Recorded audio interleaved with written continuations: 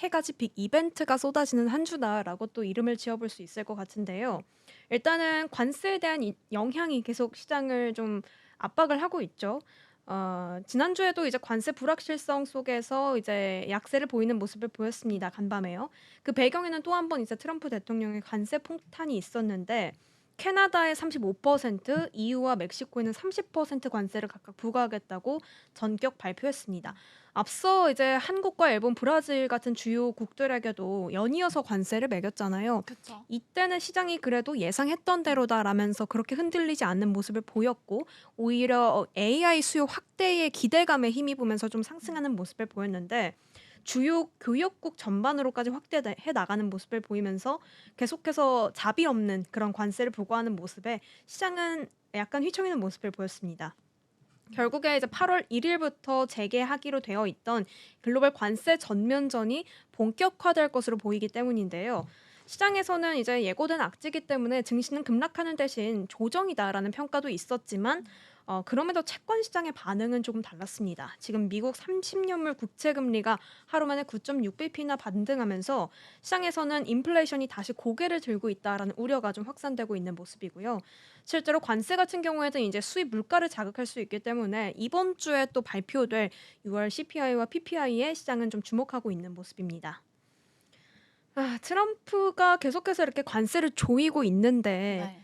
협상 전략인지 혹은 본심인지 이에 대한 입장도 좀 시장에서는 갈리고 있는 것 같습니다.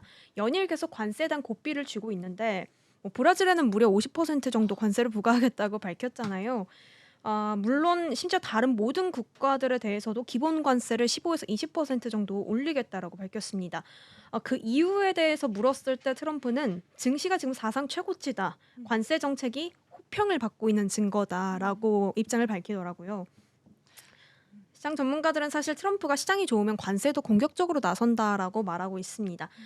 하지만 아직까지는 그래도 시장에서는 트럼프의 전략이다라고 보는 입장들이 더 우세합니다.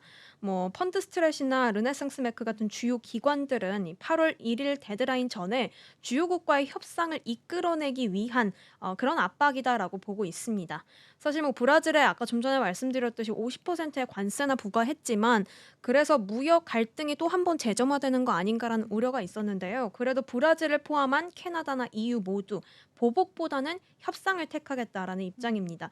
이런 것들을 계속 트럼프가 도출해 내기 위한 또 전략이 아닐까 싶고 시장은 또 그렇게 예측을 하고 있습니다. 음. 사실 8월 1일에 이 기한을 연장할지 말지에 대한 이유 부분에서도 시장은 트럼프가 워낙 이 관세에 대한 기한을 반복해 왔기 때문에 8월 1일도 마감 기한이 확정적이진 않을 것이다라고 했지만 또 트럼프가 한 번 더 못 박았죠. 8월 네. 1일보다 연장하진 않을 것이다라고 네. 이야기를 했는데 음. 뭐 관세에 대한 워낙 불확실성이 또 워낙 많다 보니까 이 부분도 계속 그냥 지켜봐야 되는 상황인 것 같습니다. 아 음. 네. 사실 이 트럼프 미국 대통령이 관세 압박을 계속해서 넣으면서 이 뉴욕 증시는 사실상 기로에 서 있는 상황이다. 지금 이렇게 시장은 예견을 하고 있는데요. 오늘 또다시 뉴욕 증시가 이제 열리게 되면 사실상 관세 충격을 또 한 번 소화를 해야 합니다.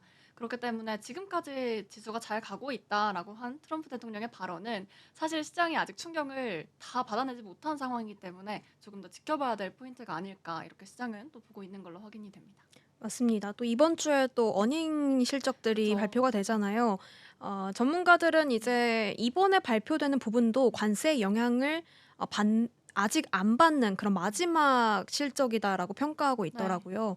그래서 관세의 직격탄을 받지 않을 음. 것으로 보이지만 또 음. 모르죠. 또 열어봐야 아는 것이지만 또 트럼프가 이를 바탕으로 역시 음. 아직 경제는 견고하다라고 또 어떻게 바라보게 될지 궁금해지는 상황입니다. 정말 짚어주신 대로 관세, 물가, 그리고 실적까지 정말 이번 주는 지켜봐야 될 포인트들이 정말 많은 것 같아요. 그에 따라서 또 투자자분들도 혼란스러운 부분이 많으실 텐데 저희와 함께 짚어보는 걸로 하겠습니다. 네, 좋습니다.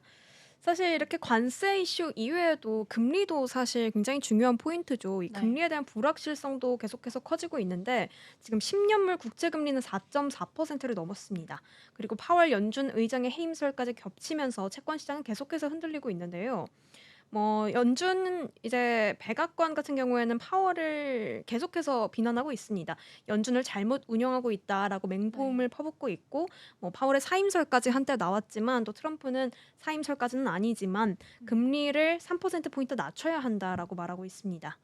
만약에 이제 파월이 사임하게 되면 금리 인하 기대가 사실 좀 커질 수 있는 부분이잖아요. 그렇게 그쵸. 됐을 때 이 ING는 금리 인하가 기대가 커지게 되고 파월이 사임하게 된다면 2 년물 금리는 2%대까지 떨어질 수 있지만 장기 금리는 오히려 인플레이션 리스크 때문에 5%를 넘길 수 있다라고 분석하고도 있습니다. 결국에 지금 여러 입장들이 계속 나뉘고 있는 상황입니다. 관세에 대한 입장, 금리 인하에 대한 입장도 나뉘고 있는데 음. 지금 미국 증시에 대한 입장도 골드만삭스와 또 에비코어가 좀 나뉘는 입장을 보이고 있습니다.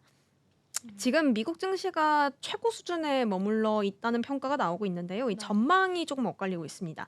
골드만삭스는 이제 관세나 인플레이션, AI 기대감이 이미 시장에 좀 선반영된 상황이다라고 하면서 지금 시장은 방탄 상태다라고 평가하고 있습니다. 음.